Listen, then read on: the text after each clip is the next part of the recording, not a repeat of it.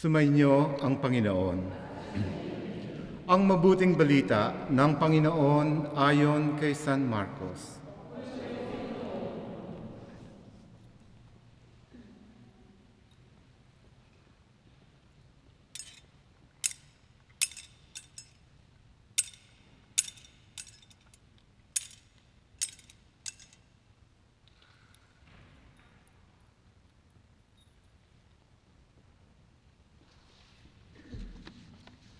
Noong panahong iyon, pagbabalik ni Jesus mula sa lupain ng Tiro, dumaan siya sa Sidon at nagtuloy sa lawa ng Galilea, matapos tahakin ang lupain ng Decapolis. Dinala sa kanya ang isang lalaking bingi at utal at ipinamanhik nila na ipatong sa taong ito ang kanyang kamay. Inilayo muna siya ni Jesus sa karamihan at isinuot ang kanyang mga daliri sa mga tenga nito. Pagkatapos, lumura at hinipo ang dila nito.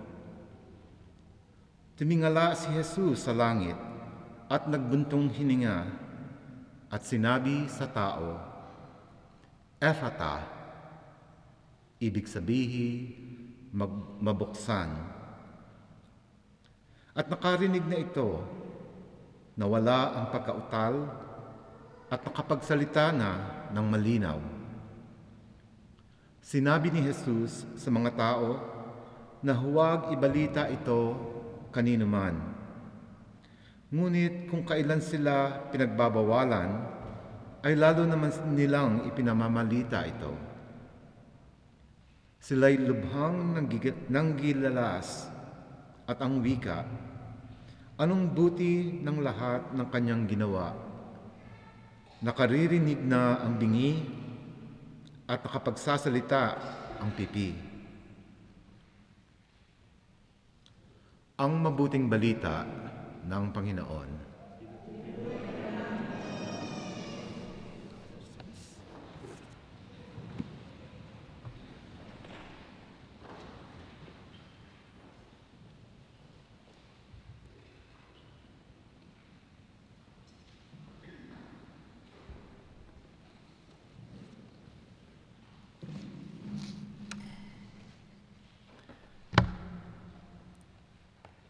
Apektado ba kayo sa anumang nangyayari sa Pilipinas? Pangalawang tanong, paano nyo nalalaman ang mga nangyayari sa Pilipinas? TFC.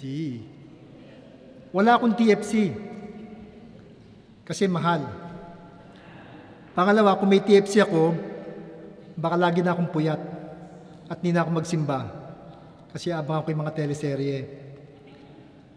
Pero, ganun pa man, maski wala akong TFC, maski pa paano, nalalaman ko pa rin yung mga nangyayari sa Pilipinas. At kung gusto kong malaman ang mga huling balita sa Pilipinas, alam niyo ano ginagawa ko? Nagpupunta ako sa Filipino restaurant. Makikinig lang ako sa paligid ko, kung anong mga pinag-uusapan nila, alam ko yun ngayon ang mainit na usapan sa Pilipinas. Dati, napakinggan ko, may pinag-uusapan silang Operation Nognog. Hindi ko alam kung ano yun. Yung pala, yung pinag-uusapan nila ay campaign para wag iboto daw si Binay. Tapos, next time, narinig ko naman, pinag-uusapan nila yung mga balikbayang boxes na binubuksan ng custom. Tapos, narinig ko si Yaya Dab. Next time natin pag-uusapan si Yaya Dab. Next time natin tatalakayin yan. Pero ngayon, alam niyo ba, na hindi ka in ngayon kung hindi mo alam ang salitang pabebe. Alam niyo ba yon? Kung hindi mo alam ito, tignan mo ang iyong sarili. Kung ikaw ay pakyut, isa kang pabebe. Yan ang tawag nila. Kung ikaw daw ay maarte, pabebe ka rin. Kung ikaw ay kulang sa pansin, naghahanap ng atensyon, gusto mo laging inuunawa at nilalambing, isa kang certified pabebe. Kung ayaw mo magpatalo, mapagsabihan, o ayaw mong pinapakialaman ka, isa kang tunay na palabang pabebe. Ngayon, bakit nga ba mabilis kumalat ang ganitong pag-uugali? Marahil ay reaksyon na rin ito sa ating kasalukuyang mundo na sinusukat ang halaga ng isang tao sa kung anong mayroon siya at ano ang kaya niya sa buhay. Kaya niyang ibigay sa mundo. Ibig sabihin, ang mas nabibigyan ng halaga ay ang mga taong may silbi o may kwenta. Agree kayo? Pumunta ka sa mall. Mamalalaman mo yan. Kapag pangit ang ayos mo, hindi ka papansinin ng mga sales lady. Pero kapag nakapustura ka, dinudumog ka nila. Hi sir, good morning sir, good afternoon sir. Talagang asikasuhin ka. Sa makatuwid, tanggap ka ng tao kung ikaw ay maganda, may kaya, sikat, maraming kilala. Ganyan natin sinusukat ng tao. Minsan, nahihiya na rin ako pag masyado akong pinagkisilbihan ng mga tao. Kaya pag lumalabas ako, hindi ako nakasuot ng suot pare. Kasi gusto ko maging katulad ng mga tao. Minsan, na-experience ko yan, napapagalitan ako. No? Sumakay ako ng jeep, nagbayad ako. Sabi sa akin, sino nagbayad ng 2 piso? Ako po. Hindi ka makakarating sa 2 piso mo. No? 6 na piso na ngayon ang bayad dito. Hindi ko alam, 6 na piso na pa rin nung araw na yon. Binayad ko 2 piso. Minsan may pila, nasigawan ako. Sabi, pumila kayo, pumila. Ikaw, pumila ka. Hoy, huwag ka sa labas, pumila ka. Ako ba? Oo, ikaw yung gwapo. Tumibig ka. Ako nga yun. Oh. Pero nalaman pare ako, si Father to Father, lapit kayo rito. Muna kayo rito. Father, gusto yung magkape? Oh, special treatment. Maging ang pabebe ay dinadala natin sa pananampalataya natin. Saan ba nakasalalay ang pananampalataya mo? Ito, malinaw na malinaw sa mga tao. Manood kayo ng basketball. No? Kapag yung player, bago shoot ng free throw, okay? Ng free throw, sa free throw line, ano ginagawa niya? Magkukrus. Tapos paporma na. Pag shoot, di pa ganyan pa. Pag hindi shoot, F word. Diba? Marinig mo lang yung F. Ganon. Yung mga deboto ng Nazareno, dinudumog yan kapag January 9. Pero yung mga taong yan, marami sa kanila, sa buong taon, nandiyan sa kalsada, naglalasing, nagnanakaw, nagmumura, no? At naggusugal. Taliwas. Minsan may maririnig ka na magulang, sabihin sa'yo, Father, meron kaming baby, pwede bang pakibasbasan to? Buhusan mo lang ng tubig. Sabi ko, bakit? Kasi magabiyahe kami. No? Ito first time na magabiyahe ang baby namin. Sabi ko, bakit hindi papabinyagan? Ba't kailangan pang buhusan ng tubig? Binyagan na natin. Father, hindi, kasi naghahanda pa kami. May isang kwento sa mga taong ang pananampalataya ay natatali lamang sa panlabas na pinapakita nito.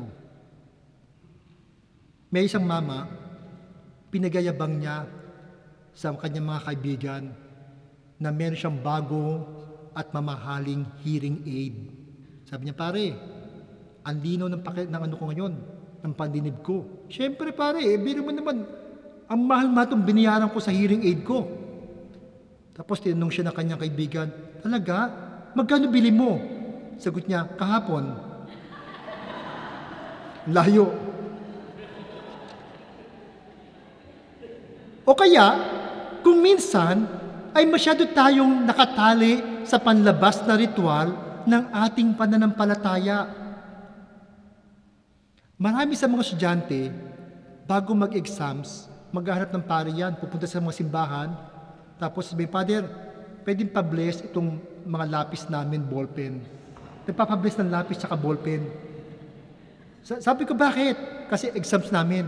Ano ngayon kung exams ninyo? Hindi ka ba nag-aral? Father, hindi eh. So, umaasa na ako sa lapis kung ano isusulat niya. Ganon ba yun? Kapag binisbasa ng pari yung lapis mo, tatalino yung lapis mo.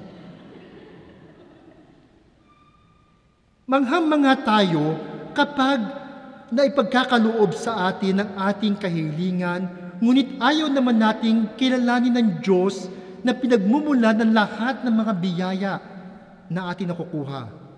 Para tayong mga Hudyo na namamangha sa kapangyarihan ni Jesus na nagpapanauli ng pandinig sa isang bingi, ngunit hindi naman nakikilala kung sino siya.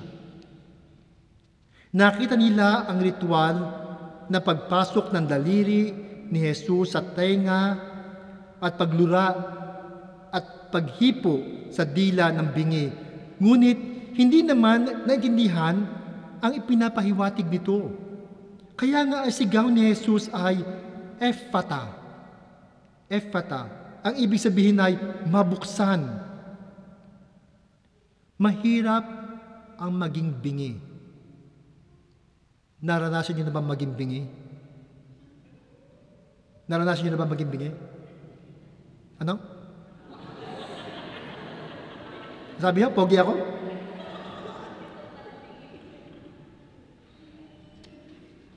Merong isang mama, bingi siya.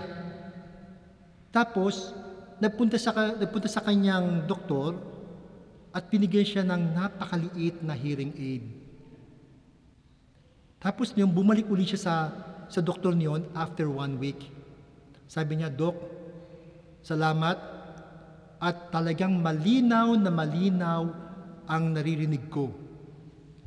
Sabi ng doktor, edi tuwan-tuwa sa iyo mga pamilya mo. Kasi narinig mo yung mga pinag-uusapan nila. Ay hindi, Dok. Hindi ko sinabi sa kanila na nakakarinig na ako. Pinapakinggan ko yung mga usapan nila. Sa katunayan nga, 3 beses na ako nagpalit ng will ko.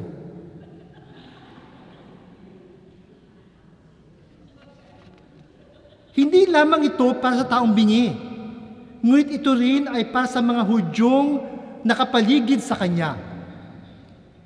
Nais ni Jesus na buksan ang kanilang pag-iisip at makita siyang ang katuparan na sinasabi ng mga propeta sa lumang tipan, katulad ng panandang ibinigay ni Propeta Isaías sa pagdating ng Mesiyas. Sabi, ang mga bulag ay makakikita at makakaririnig ang mga bingi, katulad ng usa. Ang pilay lulundag, aawit ng galak ang mga pipi. Nakilala ba siya ng mga taong bilang Mesiyas? Hindi. Ipinagkalat lamang nila ang nangyari, ngunit hindi ang kanyang pagdating sa kanilang piling bilang isang Panginoon. Kaya mag-ingat din tayo sa ating pagiging Kristiyano. Baka katulad rin tayo ng mga Hudyong, ang pagkilala kay Jesus ay panlabas lamang at nananatili pa rin mga pipi at bingi sa pagtanggap sa Kanya bilang tagapagligtas. Mas masaklap ang lagay ng taong nakakarinig, ngunit bingi naman sa panawagan ni Jesus na manindigan sa katotohanan at mamuhay na banal. Kasing saklap din ang lagay ng mga taong nakakapagsalita, ngunit iba naman ang kanilang isinasagawa sa kanilang ipinapahayag. Mamuhay tayong tapat na bilang isang Kristiyano, tulad ni San Lorenzo Ruiz, na ginawa niya yung kanyang paniniwala. Buksan natin ang ating mga puso at isipan sa aral ni Jesus na makikita sa Biblia na pinapaliwanag naman sa atin sa mga turo ng simbahan. Isabuhay natin ang tunay na ephata, mabuksan. Ngayon ay taon ng mga dukha o ang Year of the Poor. Hilingin natin din sa Panginoon na buksan ang tenga ng ating puso upang makita ang pangangailangan ng ating mga kapatid na mga nahihirapan. Huwag tayong magbingi-bingihan sa kanilang pagdadaing. Hindi naman kinakailangang malaki ang ating pagtulong na mga gawain. Sabi nga nang nakasulat doon sa isang donation can, no? Nakalagay doon, gaano man kaliit, basta malimit, ay patungo sa langit. Gawin nating malimit ang pagtulong at paggawa ng kabutihan.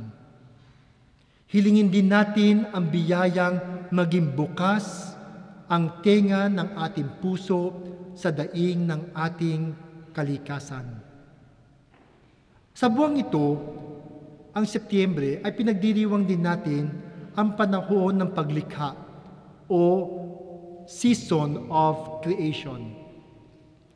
Laganap ang pagkasamantala sa ating inang kalikasan sapagkat marami ang nagbibingi-bingihan at tagawalang bahala na patuloy na nasasaktan ng ating mundo at maaring masira ito kung hindi natin pakikinggan ang panawagan na alagaan natin ang nilikha ng Diyos.